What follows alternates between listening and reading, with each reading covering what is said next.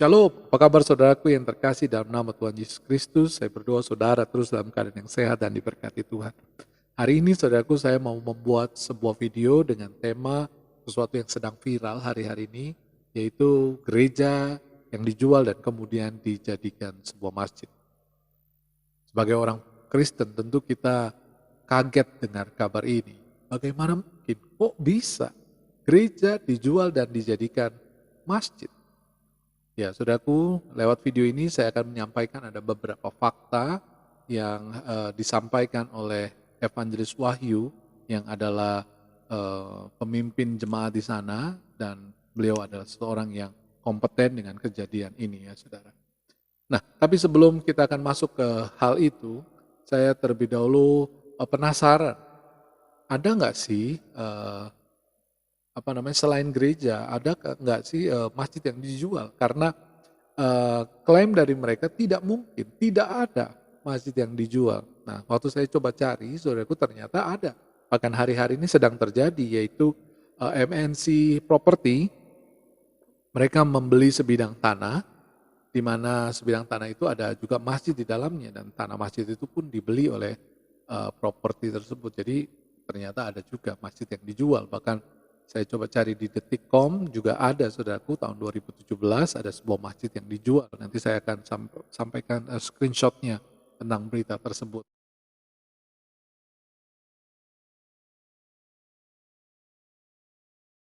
Di Turki bahkan ada sebuah masjid cukup besar yang kemudian dijual karena mereka kehabisan dana.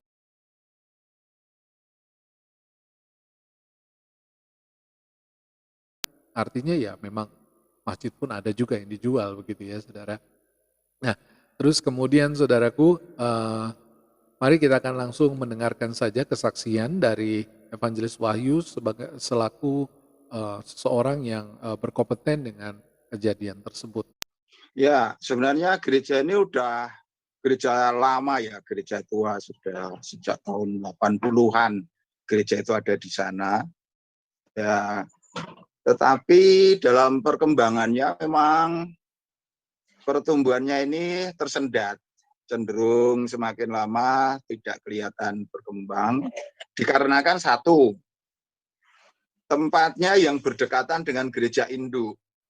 Jadi gereja Gentan ini dekat dengan gereja Kerasulan Baru Induk yang jaraknya itu hanya sekitar berapa ya, 4 kilo mungkin dari situ. Sehingga banyak jemaatnya itu yang kemudian kembali ke gereja induk. Kemudian juga kaum mudanya banyak yang kemudian merantau, akhirnya diambil keputusan demi efisiensi pelayanan, maka kemudian gereja ini ditutup. Ibadah penutupan itu sudah dilakukan semenjak sebelum pandemi. Dan pikiran kita juga begini, karena gereja itu nanti, aset gereja itu nanti akan dijual juga ke gereja, ya kita santai-santai sajalah. Nanti kalau sudah dekat, nanti kita turunkan dan lain sebagainya. Karena memang yang kita tawarkan itu kepada gereja-gereja.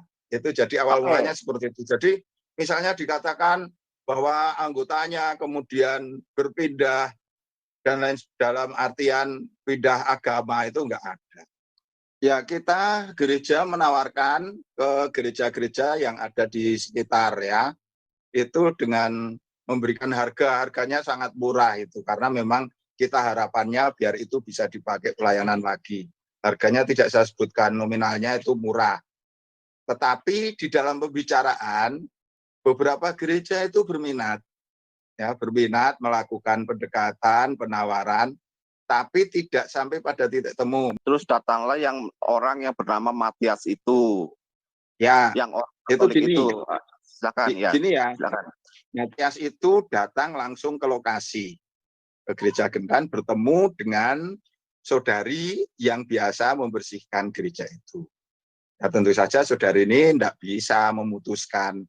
Dia menyampaikan kepada saya karena saya juga tidak kenal orangnya, ya, dan juga saya masih terikat pembicaraan dengan gereja yang lain, ini saya diamkan. Tahu-tahu orangnya ke kantor cabang yang di Jogja, mengatakan maksudnya untuk membeli gereja itu. Dilihat KTP-nya itu jelas, KTP-nya Katolik. Nah, yang di kantor cabang yang di Jogja juga nggak bisa memutuskan, suruh menemui saya. Nah, ketika menemui saya katakan ya kami masih terikat dengan pembicaraan yang di depan. Nah, karena pembicaraan yang di depan itu menjadi ragu-ragu, akhirnya kami membuka penawaran. Nah, dia yang langsung nyaplok itu. Langsung menghubungi saya, datang ke rumah. Rumah saya. Nah, kronologinya Pak, dari pertama kronologinya di pertama itu orang datang sampai dia bayar gitu. Silakan Pak Evangelis. Ya, setelah dia datang, saya ini dihubungkan dengan seseorang yang namanya Pak Budi. Itu katanya pendeta, saya nggak tahu. Ya, pembicaraan akhirnya sampai kepada... Namanya siapa Evangelis? Namanya siapa Evangelis? Budi. Budi. Budi. Pak Matias itu mengatakan itu Budi. Tapi saya nggak tahu siapa namanya. Pembicaraan saya tentang deal harga dengan dia. Ya, intinya, meskipun pihak Pak Matias itu pernah menawar lebih tinggi dari yang pernah yang ditawarkan ke gereja-gereja lain, kami menawarkan apa adanya, tidak mencari harga yang lebih tinggi. Karena pikiran saya itu masih bersih, tanpa prasangka, yaitu kan mau dipakai buat pelayanan. Orangnya yang mau beli juga sesama saudara seiman, KTP-nya jelas. Saya bahkan pernah sampai bertanya, ini besok gereja yang mau beli itu gerejanya apa? Dia sebutkan nama Gereja Kabar Baik. Saya senang saja karena saya juga nggak ngerti di belakang itu ya. Saya senang saja. Saya merasa sudah selesai, saya sudah plong, saya pulang. Kunci juga sudah diambil sama Pak Matias itu. Malamnya saya diberitahu oleh saudari kita yang menjaga gereja itu. Diberitahu katanya info dari Pak Lurah, Pak RT, gedung gereja itu yang membeli bukan orang Kristen, tapi yang membeli adalah mualaf-mualaf Cina. Wah, saya shock. Saya kaget luar biasa, tidak bisa tidur semalaman. Saya langsung lapor ke pemimpin pusat. Saya lapor, apa adanya saya ceritakan. Kemudian saya hubungi Matias ini. Pak Matias, saya tanya, terus terang, siapa Anda? Yang membayar, yang beli gereja itu siapa? Dia hanya sebutkan donatur. Donatur itu siapa? Saya tanya. Kemudian disebutkan nama Hani Kristianto. Saya browsing. Oh, ternyata benar itu. Ya sudah, akhirnya terjadilah itu yang saudara sudah tahu semua.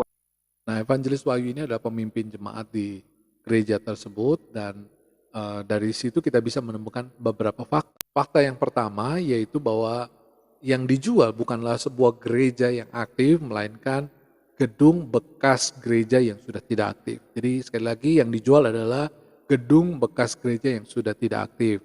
Bahkan sebelum pandemi mereka sudah tidak aktif lagi beribadah di tempat itu karena beberapa hal, karena sebagian besar jemaatnya memilih untuk beribadah di gereja pusat yang jaraknya cuma 4 km dari tempat itu, dan juga ada beberapa jemaat yang berpindah domisili karena pekerjaan begitu ya. Jadi itu yang menyebabkan gereja itu tidak aktif lagi. Fakta yang kedua, sebagaimana narasi yang disampaikan di luar sana oleh saudara-saudara kita Muslim mengatakan bahwa mayoritas atau sebagian besar jemaatnya menjadi mualaf, saudaraku, sehingga gereja itu dijual. Hal itu tidak benar. Itu sudah dibantah langsung tadi oleh Evangelis Wahyu sebagai pemimpin jemaat di sana. Fakta yang ketiga bahwa gedung gereja itu mau dijual kepada gereja-gereja lain sehingga gedung gereja itu tetap bisa jadi gereja, tetap bisa difungsikan sebagai tempat peribadatan orang Kristen. Tapi karena negosiasi kemudian mengalami jalan buntu begitu, batal, dan kemudian ada seseorang yang namanya Matias. Nah, Matias ini adalah seseorang dengan KTP Katolik, tapi ternyata belakangan ketahuan dia adalah utusan atau perwakilan dari Hani Kristianto ya. Nah, Matias ini dia mengaku mau membuat gereja Kabar Baik begitu ya. Jadi dia mengaku mau membuat gereja Kabar Baik. Nah, seperti gayung bersambut karena gedung gereja ini mau dijual buat gereja dan ini seseorang mengaku akan buat gereja Kabar Baik, maka transaksi terjadi begitu ya saudaraku. Itu faktanya menurut Evangelis Wahyu. Dan saya percaya kalau Bapak Matias ini mau jujur berkata bahwa ini akan dibeli oleh Hani Kristianto untuk jadi mualaf center atau mau dijadikan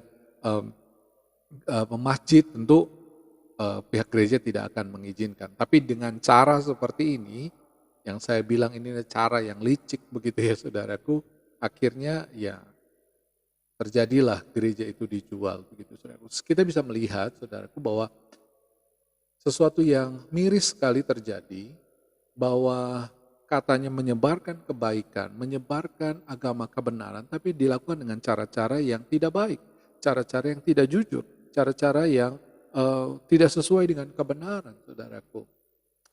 Bagaimana kita tahu bahwa dalam Alkitab berkata bahwa iblis itu rajanya pendusta. Jadi kalau melakukan sesuatu dengan dusta, maka iblislah jadi bapamu begitu kan. Jadi apa yang dia lakukan, apa yang mereka lakukan, mereka sedang mengikuti cara-caranya iblis, cara-cara kejahatan begitu ya saudara. Buat setiap kita umat-umat Kristen, jangan kita sedih saudaraku. Mungkin ini kenyataan yang harus kita hadapi bahwa ada sebuah gereja yang dijual. Tapi saudaraku, sebagaimana pepatah mengatakan mati satu, tumbuh 1000. Mungkin hari ini ada satu gereja yang dijual bahkan jadi sebuah masjid.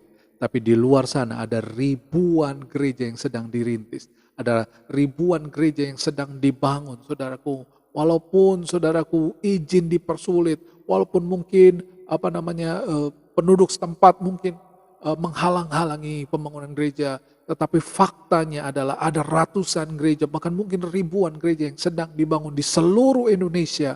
Bahkan saudaraku, Indonesia ini menjadi salah satu negara dengan pertumbuhan gereja terpesat, saudaraku. Untuk itu terus bantu doa para hamba-hamba Tuhan. Terus dukung hamba-hamba Tuhan dalam pelayanan. Supaya banyak jiwa-jiwa yang boleh dimenangkan untuk kemuliaan nama Tuhan. Oke, saudaraku, the truth will set you free. Kebenaran itu akan memerdekakan saudara. That's it for today. God bless you all. Hallelujah.